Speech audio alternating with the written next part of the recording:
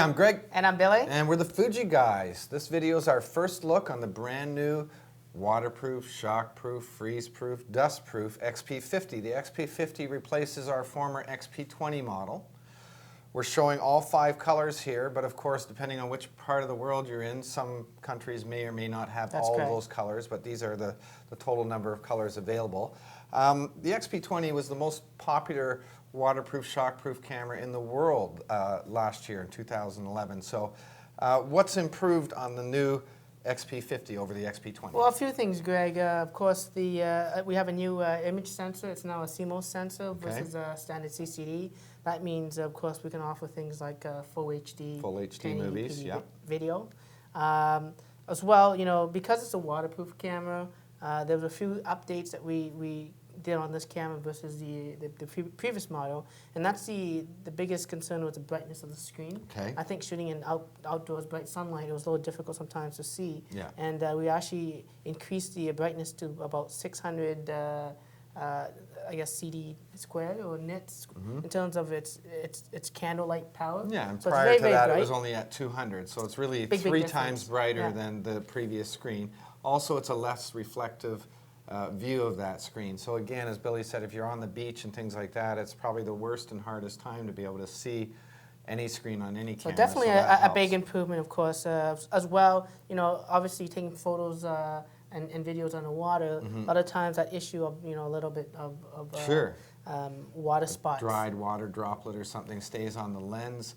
That causes all your pictures to look kind of fuzzy or out of focus or whatever. So the new kind of repelling type coating that we put on over the lens now helps the water not only dry, but dry without any kind of residue or, you know, again, compromising image quality. That's so it's a big upgrade actually from the previous model. Those size and dimension-wise are pretty similar. Okay. Slight little change into the front of the camera. If you notice, there's a little rubberized grip now for better handling of the camera itself. There's one other design change in that, the way the door opens. So maybe go through that for our viewers. Absolutely. I mean, this is a feature so that we ensure that you don't get water in your camera anymore. It's basically a 2-latch system.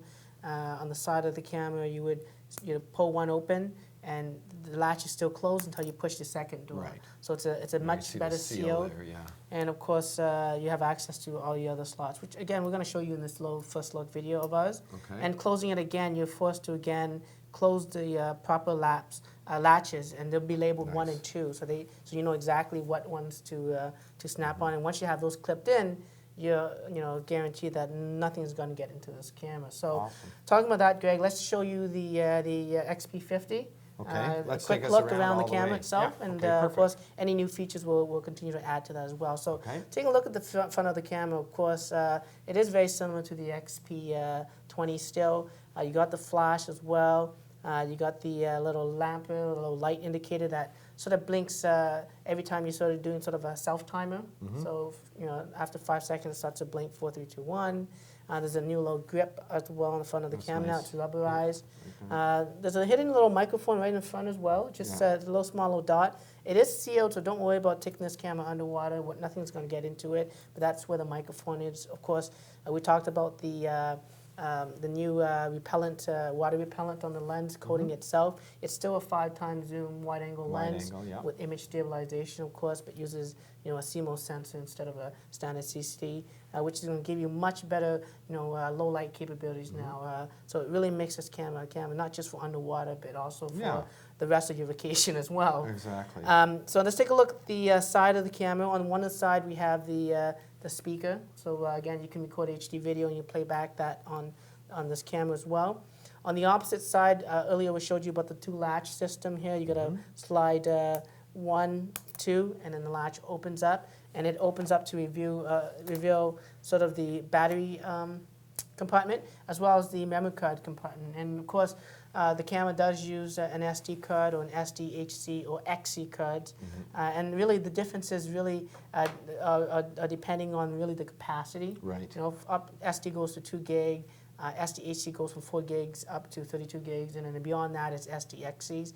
Because it's an HD capable camera, we recommend at least a Class 6 card for full HD video, and that will prevent you from recording videos that are interrupted in 20 seconds or something like that. So again, you got the battery compartment, you got the SD card slot, you got the USB connector that allows you to obviously download your images to your computer. And as we always recommend, Greg, use a card reader or something card like reader is that. also a Or good some of the option. computers have it built right in, or most of the computers have the card slots built right in. Yeah, and then of course we got the micro HDMI port now on this Okay. camera, so you can output this to an HD TV Awesome. and play back your HD videos. Underwater videos, perhaps. Absolutely. And okay, so that's one of the sides. Let's take a look at the bottom of the camera now. It's really the tripod mount, and I guess your serial number's down there as well. And that's that. Taking a look at the top of the camera. So on the top of the camera, we have the on and off switch. You just want to hold it down to turn the camera on. You have your shutter button. Again, just like any other shutter button, you have a half press release and other way to push down to capture the photo. You also have your zoom control, so you can zoom in at 28 millimeters, up to 5 times zoom on this camera. And of course, during video recording, you can also take advantage of the optical zoom as well, which is great on this camera. Taking a look at the back of the camera, as we mentioned, it is an updated LCD screen now. Again, much brighter, 3 times brighter than the previous models, with a new anti-reflective coating on the back of that as well. Looking at the controls on the camera on the back, you see we have the playback button. The playback button can also be used to turn on the camera when you want to just to show you images by holding it for a few seconds. You got your display back button as well on the back of this camera that toggles through the different displays on the LCD screen, from information to no information. And of course, you hold the display button down for a few seconds. It also enables the silent mode. So I love that. all the sounds, all the lights really are suppressed, so that when you go into a museum and take a photo, nothing is emitted from the camera. If you want to shut off the shutter sound and operation sounds, and you want to do that all the time, just go into the menu itself and go into the setup to adjust that. Because with the silent mode, the flash doesn't work. Flash never fires, yeah. So, yeah, that's what I do. If it's a silent mode, it's definitely something where you don't want any flash, any noises or whatever, but any one of It's the individual temporary. warnings can be turned off individually in the menu. That's correct. Of course, for your HD video, especially on the water, there's still that dedicated video record button. Like So that. one instant record button to start recording videos in any shooting mode that you're at.